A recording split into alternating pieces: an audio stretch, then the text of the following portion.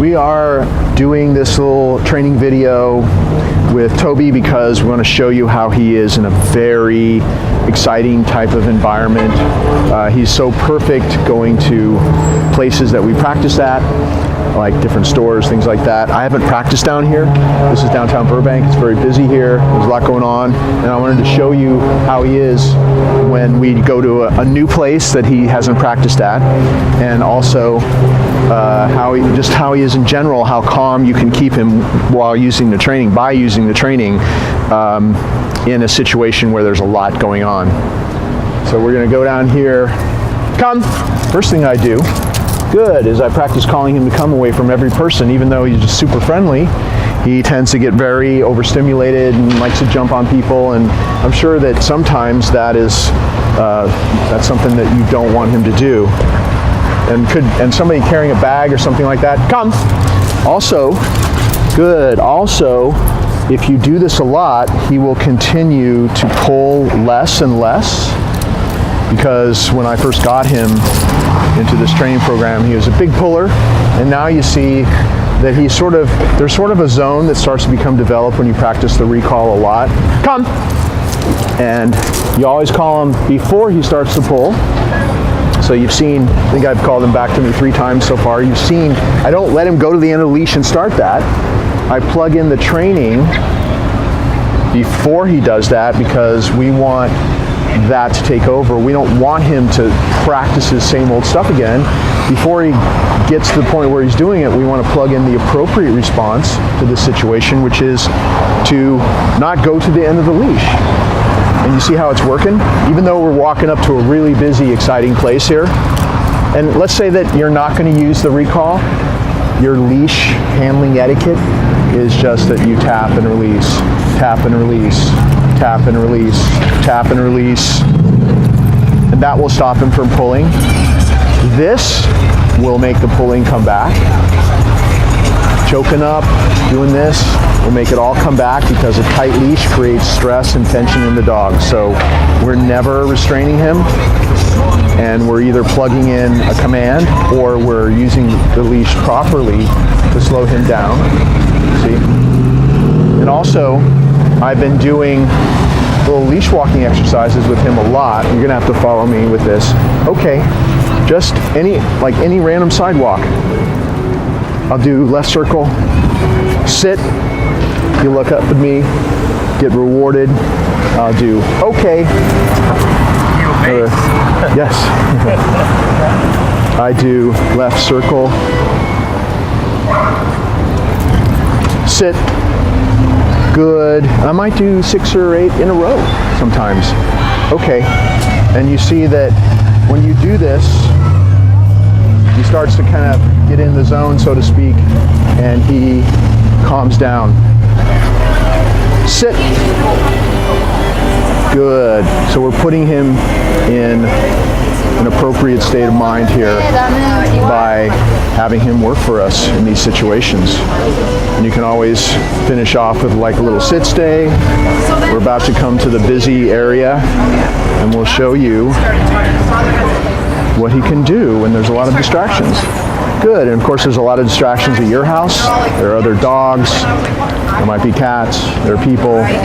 You have a busy lifestyle, and so I wanted to show you what you need to continue doing in your busy environment so that he over time gets calmer and calmer and easier to handle. Now I'm going to release him to be free. Go. We're going to go down there, over there, and we're going to practice some training. Come. Good. Back, right side. Here, buddy. Come. Good. Sit. Sometimes he'll encounter an exciting situation that it's hard for him to handle, and that little sequence of recalls that I did there, that's an example of what you're going to have to do sometimes down, because sometimes he's so excited he can't quite focus to do this with you, and you don't want to ever give up. So I think I called him at least 3, maybe 4 times back to me, and I had to reinforce that recall with tapping and backing away until he came to me, and then he clicked back into doing it our way because I didn't give up. If I would have given up and just waited till later, I would have been a loss. But the way that you saw me do it, good, was a total win because we practiced and we didn't give up, and he ended up ending that doing it our way. And that's all you have to do, just never give up. And see, here we have tons of these distractions, people walking past, lots of kids. And because we practiced a lot in other busy places, he's pretty good at this. Good. But every time that you take him, like if you had time to do this in your household, if you have other dogs around or lots of people around, if you have time to do this every day, even for just 1 minute, like pick a place to do a downstay. Practice your solid downstay with him. Of course, if there are other dogs, they can't be loose because they'll come up to him and see these kids are banging this newsstand, even that kind of stuff. Even though he was surprised, good, he still didn't pop up. But you know, the dogs can't be loose because they'll try to get the treat. When you reward him, they'll be jumping on him. So the other dogs would be at a fence line, at a window, maybe they're outside, he's inside, or vice versa. Or you have somebody holding the other dogs on a leash and walking them around him both ways. So that's how you would do it with other animals in your household. Because he's not going to be able to handle a dog trying to play with him or climbing on him or taking the treat when we're doing this. That would be a bit too much for most dogs. Good, but this whole time I'm yapping away and he's just staying in a calm down stay. I can even pull on the leash and he will not get up until I release him. Good. And this is why when you do this type of training and you develop this level of a stay, whether it's a sit stay or a down stay, why the dog starts to calm down 24/7, why they start to change gradually. Even a dog that was born hyper, these French bulldogs are super hyper. Good.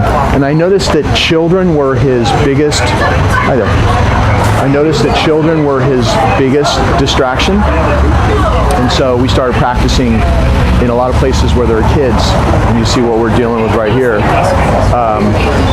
So every time that we release him out of a downstay like this that we're practicing,